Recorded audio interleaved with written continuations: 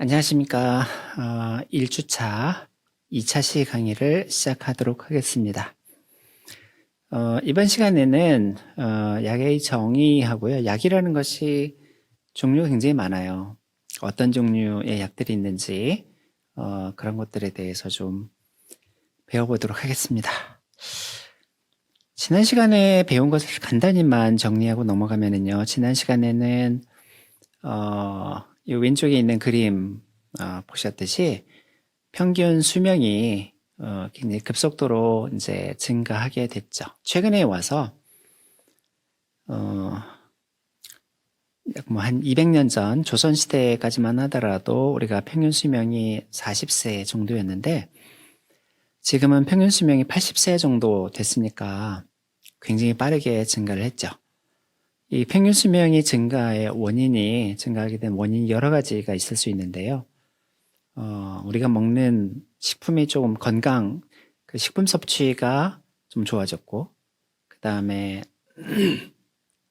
의학학도 발전되었고요. 그 다음에 보건위생도 많이 개선이 되었다. 물론 그 외에 여러 가지 원인이 있지만 그게 가장 크다고 말씀을 드렸습니다. 그리고 약의 역사와 그 다음에 약에 대해서 우리가 얘기할 때요. 가장 중요한 개념인 항상성에 대해서 설명을 드렸어요. 항상성이라는 것은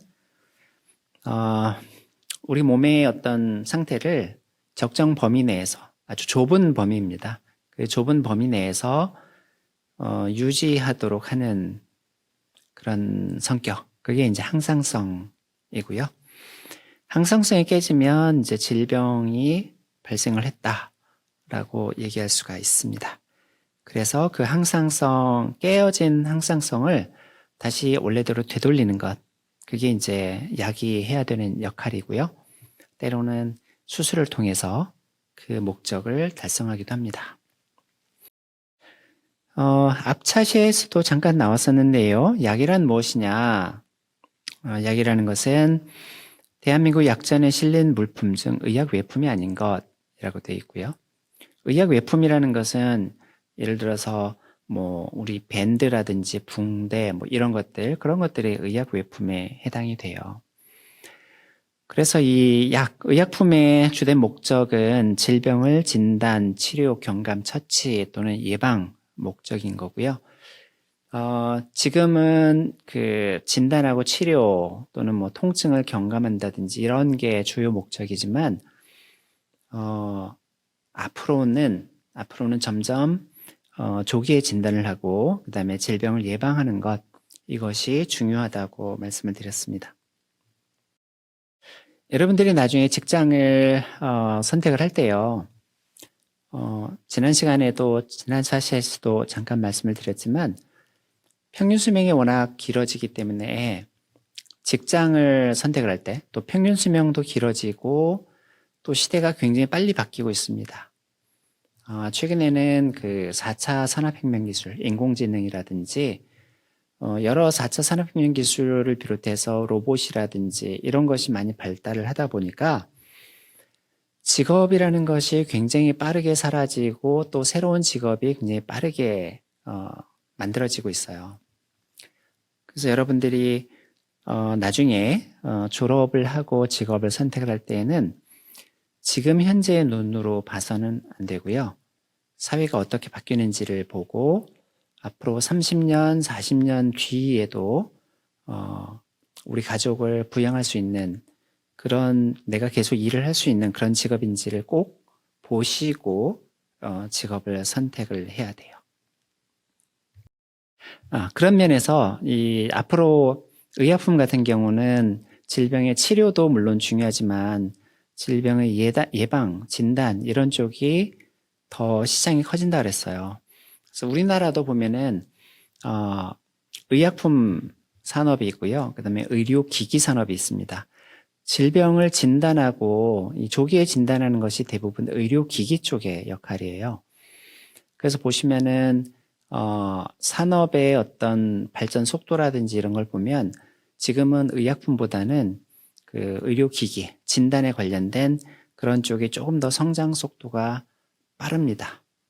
그래서 여러분들이 만약에 의약품 쪽으로 그 제약회사나 이런 쪽으로 관심이 있다면 의약품도 물론 좋긴 하지만 의료기기 쪽도 한번 생각해 볼 필요가 있다라는 것이고요. 또 우리 제약회사 같은 경우는 흔히 그 주식시장을 보다 보면은요, 제약회사 관련 주식을 경기방어주라고 얘기를 해요. 경기방어주라는 것은 뭐냐면 산업 경기가 안 좋을 때에도, 경제가 안 좋을 때에도 주가가 크게 떨어지지 않는 그런 산업군을 말합니다. 그러면 제약회사가 왜 그럴까? 경제가 안 좋아도요, 사람이 아프면 약을 찾을 수밖에 없습니다. 그러다 보니까 경제가 좀 안 좋다 하더라도 쉽게 회사가 망하지 않는 거죠. 또 하나는 많은 기업들이 30년, 40년 이상 이렇게 계속 지속되는 회사들이 그렇게 많지 않아요. 그런데 우리가 알고 있는 산업군 중에서 30년, 40년, 50년 돼도 안 망하고 계속 이렇게 잘 운영이 되는 회사들이 가장 많은 산업군 중에 하나가 제약회사입니다. 잘 안 망하죠. 사람이 사는 동안에는 반드시 필요한 산업입니다. 약사법에 따른 약물의 분류예요. 전문의약품, 일반의약품, 한약, 신약, 중독성, 습관성 의약 여러 가지가 있습니다. 신약이라는 것은 지난 시간에 잠깐 말씀드린 대로 화학 구조나 본질 조성이 전혀 새로운 신물질 의약품 또는 이러한 신물질을 유효 성분으로 함유한 복합 제제 의약품. 이것으로서 식약처장이 지정하는 의약품이라고 얘기를 했었습니다. 자, 그러면 신약 개발에 관해서 여러분들이 얘기를 아마 많이 들었을 것 같은데, 신약 개발이 그러면 어떻게 해서 이루어지느냐 한번 좀 간단히 보시면은요. 신약 개발은 크게 어떻게 보면 두 단계로 나누고 두 단계로 이렇게 한 단계 이렇게 두 단계로 나누기도 하고요. 때로는 이렇게 세 단계로 나누기도 합니다. 차이는 뭐냐면 기준은 요걸 사이로 해서 이 위쪽은 임상시험과 관련된 것이고요. 아래쪽은 임상시험의 이전입니다. 그래서 처음에 신약이라는 것이 새로운 화학 구조를 갖는 신물질을 가지고 있어야 된다 그랬어요. 앞에서 신약의 정의에서. 그러면 새로운 화학 구조를 갖는 신물질, 그걸 먼저 찾아야 돼요. 그게 바로 이 베이직 리서치입니다. 기본 연구죠. 과거에는 1980년대, 90년대에는요, 이 새로운 어떤 약물의 타겟이 하나 정해지면 그 타겟을 조절할 수 있는 의약품을 개발하기 위해서는 수백만 종의 화학 물질을 스크리닝을 했어요. 그거는 이제 그 HTS라고 해서 High Throughput Screening이라고 해서 아주 빠르게 하루에 수천 종을 이렇게 검색할 수 있는 그런 시스템이 있습니다. 그 자동화가 돼 있어서요. 연구자는 입력만 해놓으면 컴퓨터가 알아서 다 돌려줬어요. 그래서 몇 달 동안 수백만 종을 쫙 스크리닝을 해보고 그 중에 제일 효능이 좋은 것으로 몇 개 추려서 그걸로 신약 개발을 했습니다. 그러나 지금은 보통 타겟이 정해지면은요, 그 수백만 종을 가지고 테스트하는 것이 아니라 우리가 주로 이제 그 약물을 개발할 때 타겟은 단백질입니다. 예를 들어서 요즘 이제 신종 코로나 바이러스가 문제가 되고 있는데, 신종 코로나 바이러스의 세포 표면이 가지고 있는 단백질을 표적으로 해서 약물을 개발한다면 단백질을 3차원 입체 구조를 알아냅니다. 그래서 3차원 입체 구조에서 활성을 나타내는데 꼭 필요한 부위, 그 부위를 찾아요. 그리고 거기에 마치 자물쇠에 따라서 열쇠를 디자인하는 그런 방법으로 화합물을 디자인해내요. 그래서 합성을 하는 거죠. 그러나 2000년대 초까지만 하더라도 하나의 신약을 이렇게 만들기 위해서는요, 기초 연구에서 한 10,000종에서 30,000종 정도의 물질을 가지고 연구를 했습니다. 그런 다음에 이거 기초 연구를 통해서 효능이 있는 물질들을 한 10종에서 20종 정도를 찾아내요. 그리고 이걸 가지고 이제 동물 테스트를 한 다음에 최종적으로 하나 이렇게 딱 정해서 임상시험에 넘어가게 됩니다. 실제로 보면은 하나의 어떤 신약이 나오기 위해서는 이렇게 굉장히 많은 그런 물질들을 연구를 해야만 이 신약이 나올 수 있다라고 알려져 있어요. 여기는 임상 1상, 2상, 3상이 있다고 했는데요. 이 차이는 뭐냐면 임상 1상이라는 것은 약물의 그 안전성을 확인하는 겁니다. 그래서 이 임상 1상이 사람한테 처음으로 의약품을 신약을 투여하는 단계이기 때문에 사람한테 얼마나 투여할 수 있을까 그걸 알아보는 단계가 임상 1상이에요. 그렇게 하는 방법은 뭐냐면 임상 1상은 주로 건강한 사람을 대상으로 진행이 됩니다. 물론 이제 환자를 가지고 하는 경우도 있어요. 항암제 같은 경우. 항암제를 환자한테 정상인한테 투여할 수는 없죠. 독성이 워낙 강하기 때문에. 그래서 대부분의 약물들은 젊은, 건강한 사람들을 대상으로 해서 투여를 하는데요. 임상 1상에서 알아보는 것은 사람한테 얼마만큼까지 투여할 수 있을까? 이걸 알아보는 것이 임상 1상 시험입니다. 흔히 이제 안전성 시험 또는 내약성 실험이라고도 하는데, 그래서 보통 한 번 할 때마다 3명씩 임상시험에 들어가요. 그래서 병원에 들어가서 약물을 투여를 받고요. 그 다음에 혈중 약물 농도가 어느 정도까지 올라가는지를 보면서, 그 다음에 부작용을 모니터링을 합니다. 그래서 부작용이 크게 없고 괜찮으면은요, 3명 나가고 또 다음 3명 새로 들어와서 그 이전에 투여했던 용량보다 더 올라갑니다. 뭐 2배 정도 올려요. 그래서 투여해보고 또 부작용을 체크를 해봅니다. 여기서도 이상이 없으면 또다시 새로운 사람 3명 들어와서 그거보다 더 높은 농도로 이렇게 투여를 하는 거죠. 그래서 계속 올려가면서 부작용이 상당히 심해서 약물을 더 이상 여기까지는 올릴 수 없다. 그런 단계를 확인하는 시험이 임상 1상이에요. 그래서 가끔 보면은 임상 1상 시험에 임상 시험에 참여하는 학생들을 볼 수 있는데 나중에 들어갈수록 점점 높은 양의 약물을 투여받으니까 그런 면에서는 나중에 들어갈수록 조금 이제 위험도는 있을 수 있습니다. 임상 2상 같은 경우는 임상 1상을 통해서 얼마까지 투여할 수 있다는 것이 정해지면 그 적정량을 정해서 소규모 환자들을 대상으로 해서 실제 효능을 확인하는 시험이에요. 그래서 임상 2상에서 효능이 확인이 되면 임상 3상에서는 이제 대규모 임상을 진행을 해서 안전성과 유효성을 확인하는 그런 시험이 되겠습니다. 임상 4상이라는 것은 뭐냐면요. 이거는 임상 3상까지 하고 나면 이제 허가를 받을 수가 있어요. 식약처에 허가를 요청해서 승인이 나면 시판을 하게 되는데, 시판을 하면서 실제 그 임상시험에서 미처 알지 못했던 새로운 부작용이라든지 이런 것이 무엇이 있는지를 확인하는 그런 단계가 임상 4상이 되겠습니다. 임상 4상이 필요한 이유는 임상 3상에서는요, 예를 들어서 뭐 고혈압 환자들이 사용할 수 있는 약물을 개발한다라고 했을 때 임상 2상이나 3상에서는 모든 고혈압 환자를 다 받지 않아요. 약물 실험을 할 때에는 좁은 범위에 해당하는 환자들만 들어오게 됩니다. 예를 들어서 혈압은 얼마부터 얼마까지, 그 다음에 이전에 어떤 뭐 다른 약을 투여받지 않았던 환자들이라든지 이런 가이드라인이 있어요. 그래서 거기에 딱 맞는 환자들만 대상으로 임상 실험을 진행을 합니다. 그러나 그게 허가가 되고 나면 일반 고혈압 환자들이 다 쓸 수 있잖아요.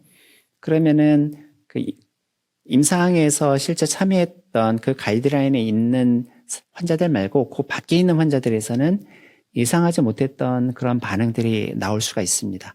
그런 것을 모니터링 하는 것이 임상 4상이에요. 그래서 요거는 신약 개발 과정에 관한 것인데요. 처음에 이제 새로운 화합물을 찾아내고요. 이걸 가지고 전임상 시험을 합니다. 과거에는 이거를 전임상 시험이라고 했는데 지금은 비임상 시험으로 불러요. 왜냐하면 전임상 시험이라고 한다면 영어도 프리클리니컬이어서 임상시험 이전에 해야 되는 거지만 실제로 지금은 일부 영장류 독성이라든지 이런 것들은 임상시험이 시작된 다음에 하기도 하거든요. 그거는 임상시험은 아닌데 임상시험이 들어간 다음에 이렇게 하는 거니까 이제 말이 좀 안 되죠. 그래서 비임상시험으로 부릅니다. 비임상시험은 이제 약물의 제형까지 같이 연구를 하게 되고요. 그래서 이 비임상시험에서 약물의 안전성과 유효성이 동물 실험을 통해서 확보가 되면 그걸 가지고 IND를 제출하게 됩니다. 식약처에. IND는 임상시험용 의약품 허가 신청이에요. 그래서 비임상시험의 모든 자료를 식약처에 제출을 해서 임상시험 허가를 받아요. 그리고 나면은 이제 임상시험 1상, 2상, 3상을 진행을 하게 되고요. 그 다음에 비임상시험은 그대로 계속 진행이 됩니다. 이때는 이제 장기 독성 시험을 하게 되고요. 또 영장류 독성 시험도 하게 됩니다. 영장류 독성 시험은 이제 원숭이를 이용한 독성 시험이라든지 이런 것을 하게 되고요. 제형 개발은 실제로 판매를 하게 될 경우에 실제 사용하게 될 제형을 이제 여기서 개발을 하게 됩니다. 그 다음에 이걸 다 끝나면은 NDA 신청을 하게 돼요. NDA라는 것은 New Drug Application이어서 신약 승인 신청이 해당이 됩니다. 그 다음에 이걸 심사를 해서 최종 허가를 받게 되면 그 시판을 하게 되고요. 그 다음에 PMS라고 해서 요거는 그 포스트 마케팅 서베일런스, 이건 시판 후 관리라고 해요. 그래서 이때 이제 임상 4상을 하게 되고, 이거 하다 보면은 추가 적응증을 찾게도 되고요. 또 임상시험에서 잘 몰랐던 어떤 부작용이라든지 이런 것들을 확인할 수가 있습니다. 이 자료를 보시면 이게 이제 그 통상적으로 이건 외국 자료인데요.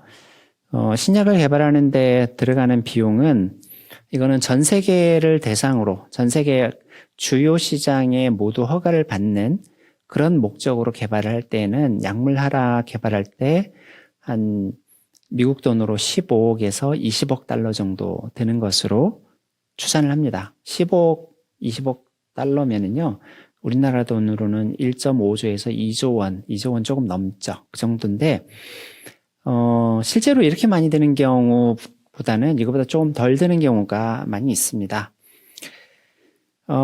이 많은 돈이 어디에 주로 쓰이느냐, 이 비임상 쪽에 약 30% 정도가 쓰이고요. 임상시험에 한 50% 정도. 그 다음에 이 레귤레이터리 페이즈는 허가 신청 쪽에, 허가와 관련된 이런 쪽에 약 20% 정도 사용되는 것으로 알려져 있고요. 임상시험에서는 임상 1상, 2상이 전체 임상시험 비용이 한 40% 정도. 그 다음에 임상 3상이 60% 정도가 소요가 돼요. 그 중에서 각각의 임상시험에 있어서 성공률은 얼마나 되느냐. 임상 1상을 했을 때 성공하는 비율은 약 한 40% 정도 됩니다. 임상 1상에 진행된 약물 중에 40% 정도만 임상 2상으로 넘어간다는 거고요. 임상의 2상에 들어왔던 것 중에 약 3분의 1 정도, 그 정도만 임상 성공을 해서 임상 3상으로 넘어갑니다. 임상 3상으로 넘어가면 그 중에 약 3분의 2 정도가 임상 3상도 성공적으로 마치고 식약처에 허가를 신청할 수가 있어요. 그래서 보통 보면은 임상시험에 들어가는 약물 중에 약 한 10% 정도가 임상시험에 성공을 하고 식약처에 신약 신청 이 과정으로 넘어가는 것으로 그렇게 알려져 있습니다. 미국의 경우가 이렇고요. 우리나라의 경우는 어떠냐? 우리나라의 경우는 사실 여러분들 중에 주식 투자하시는 분들이 있는지 모르겠는데 한때 이제 제약주에 많이 투자를 했습니다. 많은 사람들이 투자를 했는데 그 이유가 신약 개발을 성공적으로 하면 이제 대박을 칠 수가 있어서 많이 했는데요. 미국은 임상시험에 관련된 정보를 전부 다 오픈하게 되어 있습니다. 임상시험을 진행하면 clinicaltrial.org인가 그 웹사이트에 전부 다 공시를 합니다. 어떤 임상시험을 하고 그 결과가 어땠는지, 성공을 했는지 실패했는지 거기다 다 자세하게 공시를 하게 돼 있어요. 근데 우리나라는 그게 의무가 아닙니다. 그래서 많은 제약회사들이 성공을 하면은 바로바로 이렇게 보도를 하는데 결과가 안 좋거나 그러면은 잘 안 밝히는 경우가 많아요. 왜냐면 주가가 많이 떨어지기 때문에 그거는 좀 잘못된 거죠. 어쨌든 임상시험 성공률은 높지는 않습니다. 임상시험 1상에 들어간 다음에 FDA 승인 신청까지 가는 데는 약 10% 정도 되고요. 우리나라는 이거보다 더 낮을 걸로 저는 추산을 하고 있습니다. 신약 개발과 관련돼서 이렇게 보도를 보다 보면 파이프라인이라는 얘기를 많이 해요. 파이프라인이라는 것은 뭐냐면 보통 많은 회사 홈페이지에 들어가 보면 이렇게 이제 보여줍니다. 자기네들이 개발하고 있는 신약 신청 프로그램이 있고요. 왼쪽에 비임상, 그 다음에 오른쪽에 임상 단계 해서요. 각각의 단계를 쭉 놔두고 이게 진행이 되면 한 단계씩 이렇게 오른쪽으로 점점 길어져요. 그래서 이게 마치 파이프를 하나씩 연결해서 오른쪽으로 진행되는 것처럼 보여서, 그래서 그 신약에 대해서 얘기할 때는, 신약 하나하나를 파이프라인이라고 얘기를 합니다. 그래서 여기는 총 그 3개 프로그램이 있는데요. 그래서 이 회사는 3개 프로그램 중에 4개 타겟을 갖고 있어서 파이프라인이 총 4개다 이렇게 얘기를 할 수가 있습니다. 일반 의약품과 전문 의약품에 대해서는 1차 시에 제가 설명을 드렸어요. 그래서 일반 의약품이라는 것은 오용과 남용의 우리가 적다. 상당히 적어서 의사의 처방 없이 사용하더라도 안전성과 유효성을 기대할 수 있는 의약품. 설명을 드렸습니다. 약물을 명명할 때에는 화학명이 있고 일반명이 있고 상품명이 있습니다. 화학명은 그 케미스트들이 사용하는 약물명이에요. 그러니까 구조를 가지고 명칭을 하는 거죠. 이게 N-아세틸 파라아미노페놀입니다. 이 부분이 이게 파라아미노페놀이고요. 이 질소를 기준으로 해서 올소 메타 파라입니다. 그 다음에 이쪽에 그 아세틸 그룹이 있어요. 그래서 N-아세틸, 질소의 아세틸이 결합된 파라 위쪽에 파라 위치에 아미노 그룹이 결합된 그 페놀, OH기를 기준으로 해서 올소 메타 파라네요. 그렇죠? 파라 쪽에 아미노기가 붙어 있는 거죠. 이게 케미스트들이 명명을 하는 방법입니다. 근데 복잡해요. 이건 단순한 구조라서 이렇게 단순했죠. 일반명보다는 화학명이 외우기 어렵죠. 그래서 화학명보다는 짧고 각국의 약전에 등재된 명칭이에요. 그래서 요거는 처음 개발자가 정하게 됩니다. 예를 들어서 위에 나와 있는 구조가 아세트아미노펜이라는 화합물의 구조예요. 아세트아미노펜이 일반명입니다. 상품명은 제약회사에서 명명한 명칭이고요. 이 구조를 가지고 있는 약물이 여러분들이 잘 아시는 타이레놀 구조가 되겠습니다. 최근에 바이오 약품이 그 주목을 많이 받고 있습니다. 그런데 우리가 바이오가 무엇이냐라고 질문할 때 대답을 거의 못해요. 바이오라는 것은 뭐냐면 정의가 동물이나 살아있는 세포 또는 생명 시스템을 이용해서 생산한 물질, 그게 바로 바이오예요. 그래서 바이오는 단백질일 수도 있고요. 단백질 이외에도 세포나 동물이 만들어낸 것은 전부 다 바이오라고 보시면 됩니다. 그래서 생물체가 가지고 있는 유전, 번식, 성장, 자기 제어 뭐 이런 것들을 통해서 생산한 물질이고요.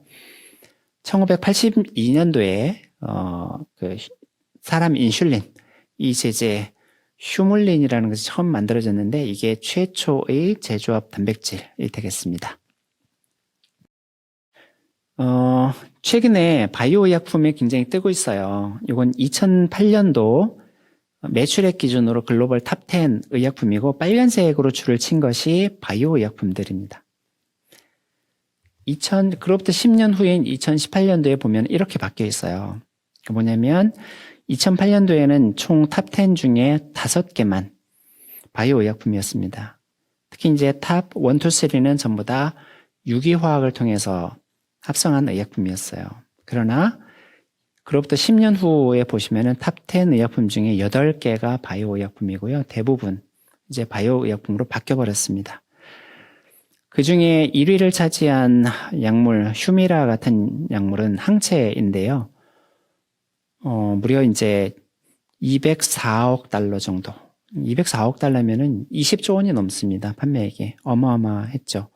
2008년도 기준으로는 리피토르라는 약물이 한 13조 원 정도 됐었는데, 그거랑은 뭐 많이 다르죠. 바이오 약품 얘기할 때 바이오시밀러도 얘기를 합니다. 바이오시밀러라는 것은 뭐냐면, 이 바이오시밀러를 알기 전에 이 제네릭, 복제약에 대해서 먼저 좀 이해할 필요가 있어요. 의약품은 신약이라는 것은 아까 그 새로운 화학 구조를 가진 물질이 들어있어야 신약이라고 얘기를 했습니다. 그럼 새로운 화학 구조를 갖고 있는 물질은 특허를 청구할 수가 있어요. 근데 특허는 의약품의 경우 특허는 어떻게 되어 있냐면 특허가 출원되고 나서 20년 동안 독점적 권리가 보장이 됩니다. 20년이 지나면 물론 이제 특허 연장 제도가 있기는 하지만 어쨌든 특허가 종료가 되면 특허권이 없으니까 독점적인 권리, 배타적 권리가 없으니까 누구든지 그 약을 만들 수가 있어요. 그래서 처음에 그 물질을 개발한 회사, 그 독점적 권리를 갖고 있는 회사 이외에 다른 회사들이 특허권이 만료된 다음에 만드는 것이 이 제네릭, 복제약입니다. 복제약이 만들어지면 좋은 게 뭐냐면 유기화학으로 만드는 의약품 같은 경우는 합성 방법이 정해져 있기 때문에 똑같은 약을 만들 수가 있어요. 그리고 가격이 많이 싸집니다. 그래서 싼 값에 좋은 의약품을 이용할 수 있다는 장점이 있죠. 근데 바이오 의약품은 어떻게 되느냐? 바이오 의약품은요, 세포, 살아있는 세포를 가지고 만든다 그랬죠. 근데 세포는 단백질 의약품이라고 했을 때, 세포가 아미노산을 이용해서 단백질을 만들지만, 그래서 단백질을 만든 다음에 옆에 당이 붙어요. 그래서 이 당화라는 것은 단백질에 당이 막 붙는데, 포도당이라든지 이런 것들이 막 붙습니다. 근데 그게 어디에 붙느냐, 또는 어떤 당이 붙느냐는 어떤 세포가 만드느냐에 따라서 달라져요. 그래서 이 바이오 시밀러라는 것은 뭐냐면, 일반적인 그 유기 합성 의약품 같은 경우는 복제약을 똑같은 구조를 가지고 만들 수가 있는데, 바이오시밀러의 경우는 사용한 세포, 균주, 조건에 따라서 이 당화라든지 이런 게 똑같지 않기 때문에 정확히 동일한 약을 만들기가 상당히 어렵습니다. 그래서 시밀러라는 말이 들어갔어요. 유사하다는 거죠. 어쨌든 단백질 서열은 똑같으니까. 그래서 이 바이오시밀러라는 것은 바이오 의약품의 복제약이라고 생각하시면 되고, 구조가 약간씩은 다르다라고 보시면 됩니다. 생산이 복잡하고요. 비용이 많이 소모가 되는 그런 단점을 갖고 있습니다. 그래서 이거는 바이오 의약품하고요. 이거는 아스피린하고 실제로는 이거보다 훨씬 크기 차이가 이거보다 훨씬 큽니다. 근데 그 사이즈로 보면은 이거는 15만 달톤 항체 같은 경우에 아스피린은 180 달톤 정도니까 거의 뭐 1000배까지는 아니더라도 굉장히 그 크기 차이가 많이 나는 것을 알 수 있죠. 바이오 의약품의 특징을 얘기를 한다면 단백질이라는 것이 1차, 2차, 3차, 4차 구조를 갖고 있어요. 그래서 이런 구조를 모두 갖고 있고 단백질이라는 것이 아미노산으로 연결이 되어 있는데 아미노산은 양전하를 띠는 아미노산도 있고 음전하를 띠는 아미노산도 있죠. 그래서 전하를 띌 수 있다. 그 다음에 친수성 단백질도 있고 소수성 단백질도 있습니다. 물하고 잘 섞이는 것, 잘 섞이지 않는 것. 그 다음에 아미노산 중에 이 유황끼리 서로 결합을 일으켜서 이 접힘이 또 나올 수도 있고요. 또 말씀드린 대로 당화 현상에 의해서 아미노산 서열은 똑같더라도 조금 다른 단백질이 만들어질 수가 있죠. 바이오 의약품의 미래입니다. 지금은 이 바이올로직스가 바이오 의약품이 만들어지고 있지만 앞으로는 유전자를 통한 그 개인 맞춤형 의약품 이 시대가 올 겁니다. 의약품이라는 똑같은 의약품이 모든 사람에게 다 동일한 효과를 나타내지 않아요. 왜냐하면 사람마다 유전자의 어떤 특성이 다르기 때문에 같은 약물에 대해서 동일하게 반응하지 않습니다. 앞으로는 그래서 병원에 가서 내가 어떤 그 질병의 진단을 받으면 혈액을 체열해서 내 유전자 유형을 분석을 하고요. 그 유전자 유형에 맞는 의약품을 이제 처방을 받게 되는 시대가 올 거예요. 또 하나는 줄기세포를 이용한 그 개인 맞춤 치료, 이 시대로 접어들 걸로 봅니다. 지금은 불가능하지만 예를 들어서 내가 심장병을 앓고 있다. 그러면은 앞으로 언제가 될지는 모르겠지만 심장병을 앓고 있으면 심장을 제 몸에서 줄기세포를 하나 떼어내서 줄기세포를 이용해서 체외에서 그 심장을 만드는 거예요. 그런 다음에 내 줄기세포를 이용해서 만들었기 때문에 그걸 이식을 했을 때는 이식 거부 반응이 없습니다. 그런 식으로 해서 치환하는 줄기세포를 이용한 그런 맞춤 치료 시대로 접어들 걸로 그렇게 예상을 하고 있습니다. 오늘 강의를 좀 요약을 해보면은요, 신약 개발 과정, 그 다음에 이 신약과 관련된 파이프라인, 그 다음에 중요한 것으로 바이오 의약품에 대해서 설명을 드렸어요. 퀴즈도 이렇게 3가지 정도로 준비를 했는데요. 여러분들 간단히 풀어보시기 바랍니다. 그 다음에 참고로 퀴즈는 여러분들이 수업의 내용을 얼마나 이해를 했는지를 스스로 체크를 하는 것이기 때문에 퀴즈는 성적에 반영되지는 않습니다. 그러니까 혹시 틀리셨더라도 낙담하지 마시고 틀렸으면 앞에 이제 자료를 다시 한번 확인하시면서 복습을 하시면 될 것 같습니다. 이번 그 1주차 2차식 강의는 여기까지 하는 걸로 하겠습니다. 감사합니다.